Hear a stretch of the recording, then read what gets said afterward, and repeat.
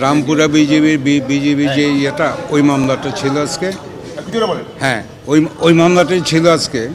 রামপুরা যে টিভি সেন্টারে যে ইয়েটা ছিল এবং আরও অন্যান্য প্লেস অফ অকারেন্স ছিল এবং 6টা প্লেস অফ অকারেন্স এবং ওইটার উপরে যে এলিগেশনটা তারা যে রাদওয়ান এবং রাফাত যিনি আসামি এবং ওইটা হচ্ছে যে তারা অন ডিউটিতে ছিল, ওই ডিউটিতে থাকার সময়ই তাদের বিরুদ্ধে আজকে যে সেকশন 3(2) আইসিটি অ্যাক্টের এলিগেশনটা আসছে এবং অ্যাকর্ডিংলি ফর্মাল চার্জ গঠন হয়েছে লাস্ট ওকেশনে।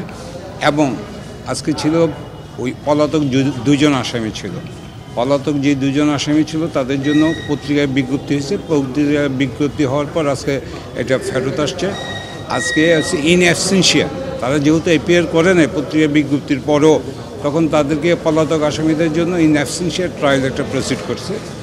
আর ওই যারা পলাতক ছিল তাদের জন্য তো স্টেট ডিফেন্স, কারণ রাষ্ট্রপক্ষের আইনজীবী নিয়োগের জন্য এখনও হয়নি, কিন্তু রাষ্ট্রপক্ষ আইনজীবী নিয়োগের বিষয়টা এটা আদেশ হবে এবং পরবর্তী তারিখ রেখেছেন আপনার 4 তারিখ, যেটার ভিতরে যে 4 তারিখে ফ্রেমিং দ্য চার্জ এবং অ্যানাদার পিটিশনস যেটা ছিল এটা হচ্ছে ভার্চুয়াল যে ট্রায়ালের জন্য একটা অ্যাপ্লিকেশন ছিল, সেখানে আমরা সময়ের একটা দরখাস্ত দিচ্ছি এবং সেখানে ওনারা ওই 4 তারিখে এটা হিয়ারিংয়ের জন্য ফিক্স আপ করছেন।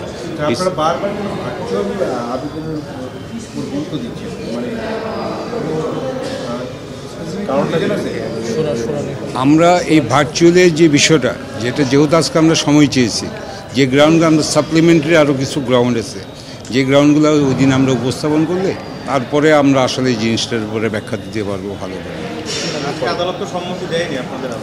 আর এটা তো টাইম দিয়েছে ফর ফার্দার হিয়ারিংটা হবে 4 তারিখ। গতকাল তো চেয়ারম্যান উনি একটা মেসেজ আপনাদেরকে দিয়েছেন যে বিষয়টা, এই মেসেজটা কিন্তু অ্যাকচুয়ালি যখন প্রসিকিউশন থেকে মুভ করেন, প্রসিকিউটর তাজুল ইসলাম সব মুভ করার উত্তরটা দিয়েছেন, কিন্তু আমরা সেখানে কোনো মুভ করি না। জাস্ট যেহেতু টাইম অ্যালাউ করছেন, এখানে আমাদের কোনো বক্তব্য ছিল না। আমাদের বক্তব্য কোনো কিন্তু আদালত কোনো মন্তব্য করে নাই, যেহেতু আমরা এখানে বক্তব্য প্রদান করি নাই, যেহেতু এটা ফিক্সিং ডেট ফর হিয়ারিং। মানে বক্তব্য ছাড় আদালতে কি সিদ্ধান্ত দিবে, আদালতে আমাদের যে গ্রাউন্ডগুলো যদি এটা যৌক্তিক হয়, আইনসঙ্গত, কারণ জাস্টিস ইন অ্যাকর্ডিং উইথ ল।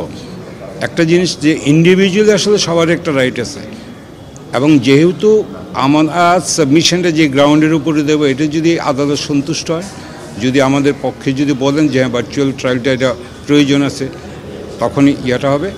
আর আপনাদের যে কথার উত্তরটা এটাই বলবো যে ভার্চুয়ালের যে বিষয়গুলো গ্রাউন্ডগুলো, এগুলো আসলে 4 তারিখের আগে আসলে কোনো কিছু আমরা বলতে পারতেছি না শুনানির আগে।